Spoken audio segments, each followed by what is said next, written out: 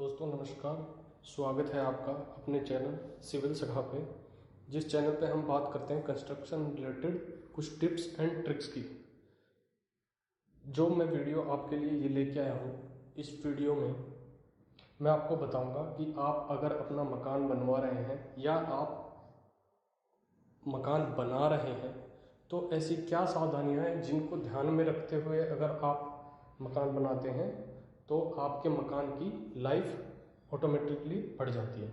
इनमें आपको कोई पैसा खर्च नहीं करना है, बस कुछ सावधानियां हैं, इनको मकान बनाते वक्त आपको ध्यान रखना है। चलिए शुरुआत करते हैं। तो जो मेरे इस वीडियो में टारगेट ऑडियंस रहने वाले वो लोकल कॉन्ट्रैक्टर्स, इनके बहुत बड़ी जिम्मेदारी होती है मकान बनाते समय। अमूमन लोगों को जानकारी होती नहीं है, कॉन्ट्रैक्टर्स के ही हाथ में सारी रिस्पॉन्सिबिलिटी होती है। मेसन्स, हेल्पर्स, ओनर्स जो मकान बना रहे हैं, इस वीडियो को उन्हें भी ध्यान से देखना चाहिए, एज वेल एज फ्रेशर जो इस इंडस्ट्री से नए जुड़े हैं। तो चलिए बात करते हैं क्या ऐसे पॉइंट्स हैं जिनको ध्यान में रखते हुए हम अपने मकान की उम्र बढ़ा सकते हैं, मकान की क्वालिटी अच्छी कर सकते हैं। सबसे फर्स्ट जो मैंने पॉइंट दिया है वो दिया है क्यूरिंग यानी तराई। अमूमन इस पॉइंट पे कोई ध्यान नहीं देता है। मकान की कंस्ट्रक्शन की एक्टिविटी पे सब लोगों का फोकस रहता है, लेकिन इसको नज़रअंदाज कर दिया जाता है। जबकि आगे फर्दर कंस्ट्रक्शन हो या ना हो, जितना कंस्ट्रक्शन हो चुका है उसकी क्यूरिंग 101% होनी चाहिए। जैसा कि मैंने नोट में डाल दिया है, curing is more important then further execution. Execution आपका हो या ना हो, उससे बहुत ज़्यादा जरूरी है तराई। सीमेंट रिलेटेड कोई भी काम, उसको पानी पर्याप्त मात्रा में निरंतर मिलते रहना चाहिए, आपको ये ध्यान रखना है। दूसरा आ जाता है पॉइंट मिक्सिंग प्रोपोर्शन। आप जो भी मोर्टार बना रहे हैं, अगर वो ब्रिकवर्क में है, कंक्रीट में है या प्लास्टर में है, उसमें आप ये वीडियो को पॉज करके रेशियो मैंने दिए हुए हैं, किस प्रकार के रेशियो में मटेरियल लेता है, इस रेशियो में प्रॉपर मिक्सिंग करके उस मटेरियल को यूज करना चाहिए। ये ब्रिकवर्क का दिया है मोर्टार मिक्सिंग रेशियो, जो है आप देख लीजिए वीडियो पॉज करके। ये कंक्रीट मैंने M25 ग्रेड को कंसिडर किया है, उसमें दिया गया है किस रेशियो में सीमेंट पोर्शन और एग्रीगेट होना चाहिए, आप ये पॉज करके देख सकते हैं। ये है प्लास्टर। प्लास्टर में मैंने केवल इंटरनल प्लास्टर को कंसिडर किया है, इसमें सीमेंट सैंड का रेशियो क्या रहता है वो दिया गया होगा। अच्छा, नोट में जो दिया गया है, विल गिव बेस्ट रिजल्ट। अगर आपको ऑप्टिमम रिजल्ट चाहिए तो जो इंटरनल प्लास्टर कर रहे हैं उसमें कोर्स सैंड की मात्रा और फाइन सैंड की मात्रा 50-50 के प्रोपोर्शन में होगी तो आपको बेस्ट आउटकम मिलेंगे। अब आपको ये वीडियो की स्क्रीन पे एक नई इमेज दिखाई दे रही होगी, जिसमें ये एरो जो मार्क कर रहा है वो है एक पॉइंट अपना कवर ब्लॉक। कवर ब्लॉक बहुत ही ज़्यादा इम्पोर्टेंट पार्ट है कंस्ट्रक्शन इंडस्ट्री में। अगर आप कवर मेंटेन नहीं करेंगे तो आपके मकान में क्रैक्स डेवलप होना चालू हो जाते हैं, उसकी स्ट्रेंथ कम हो जाती है, हनीकॉम्बिंग मिलती है।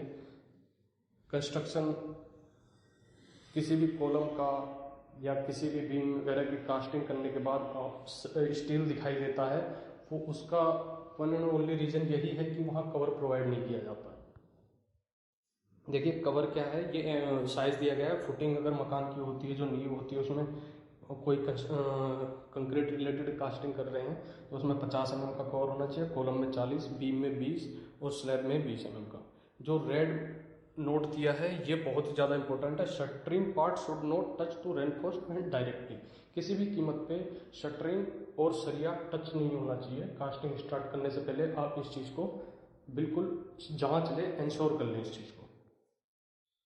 अब देखिए मकानों में जो बहुत ही कॉमन और बहुत ही ज़्यादा प्रॉब्लम आती है वो ये आती है कि ठेकेदार या मेसन या कॉन्ट्रैक्टर आपका जो है वो अगर कोई बीम या कोई कॉलम जो है कास्ट करना चाह रहे हैं तो उसके सरिये जो खड़े करते हैं, स्टील जो खड़े करते हैं, उसको एक ही लेवल पे ज़्यादातर काट देते हैं, जो कि प्रैक्टिस में नहीं होना चाहिए। इस पे कॉन्ट्रैक्टर भाई जो आप ध्यान दे रहे हैं, ये एक आपकी छोटी सी सावधानी है, मकान के लिए बहुत ही ज़्यादा इम्पोर्टेंट है। हमें इनको स्टैगर्ड मैनर, मतलब एक छोड़ के एक छोटा एक बड़ा हमें काटना चाहिए और स्टैगर्ड मैनर में होना चाहिए। किसी भी एक लेवल पे सभी सरिये हम नहीं काट सकते हैं। ज़्यादा से ज़्यादा अगर 50% हम काट सकते हैं। मान लीजिए 8 नंबर ऑफ स्टेज है, उसमें से 4 को हम छोटा कर सकते हैं, 4 को साइज में बड़ा रखें, उसमें भी एक छोड़ के एक छोटा एक बड़ा, एक छोटा एक बड़ा, इस तरीके से सीक्वेंस हमें रखना चाहिए। ये इसमें मैंने स्पेसिफाई किया मस्ट बी इन स्टैंडर्ड में ना 50% जो है अवेलेबल मेंबर्स का वो जो है लैब 1 पॉइंट पे आना चाहिए, उससे ज़्यादा नहीं आना चाहिए। अगला जो पॉइंट आता है, मकान में अगर हम प्लास्टर करते हैं तो वहाँ पर प्लास्टर होने के बाद, पेंट होने के बाद, अगर जनरली हम देखते हैं कि कुछ समय बाद, महीने भर बाद, 6 महीने बाद, साल भर बाद मकान में क्रैक्स डेवलप हो जाते हैं। उसका वन एंड ओनली रीज़न क्या है कि आप जो है वहाँ पे चिकन मैश यूज़ नहीं कर रहे हैं। चिकन मैश देखिए, ये लेफ्ट हैंड साइड में आपको कहाँ लगानी चाहिए चिकन मैश ये दिखाया गया है। बीम और ब्रिकवर्क का जहाँ जॉइंट बन रहा है, एक फेस बनता है, मान लीजिए लेवल ऊपर नीचे है तो वहाँ तो जो है ऑफसेट बन जाता है प्लास्टर में, लेकिन एक लेवल जहाँ रहता है वहाँ पे चिकन मैश जो ये बंडल रखा हुआ है बगल में, इसकी चिकन मैश जो है काट के ये वायर चिकन मैश लगाई जाती है। इसको 300 mm की विड्थ में काट लिया जाता है, 150 बीम के ऊपर चिपकाया जाता है, 150 बीम के नीचे जो आपको चुनाई दिखाई दे रही है उस पर, और देन उसके बाद दूसरे दिन इस पर प्लास्टर किया जाता है। ये इससे क्या है, जो क्रैक्स डेवलप होते हैं वो क्रैक्स डेवलप नहीं होंगे। वाटर प्रूफिंग जनरली लोग नहीं करते हैं। जहाँ भी मान लीजिए किचन है, टॉयलेट है, बालकनी है, जहाँ पे डायरेक्ट वाटर का टच रहता है, टेरेस है, मकान की छत है, वहाँ पे भी पानी का टच रहता है, आपको वाटर प्रूफिंग करनी ही करनी चाहिए। अदरवाइज वाटर प्रूफिंग नहीं करेंगे आप, लीकेज आएगी, सीपेज आएगी, आपका पेंट खराब होगा, प्लास्टर खराब होगा, आपके मकान की क्वालिटी डैमेज होगी, वो फिर उसके एडवर्स इफेक्ट बढ़ते चले जाते हैं। तो ये मेरे द्वारा, बजरंग के द्वारा प्रेजेंट किया गया है। आपने सिविल सेक्टर टाइम को, चैनल को टाइम दिया, आपका बहुत बहुत धन्यवाद। और इसी तरीके की इंफॉर्मेटिव वीडियोस आपके लिए मेरा प्रयास है, मैं लाता रहूँ समय समय पे। Thanks for watching, have a nice day.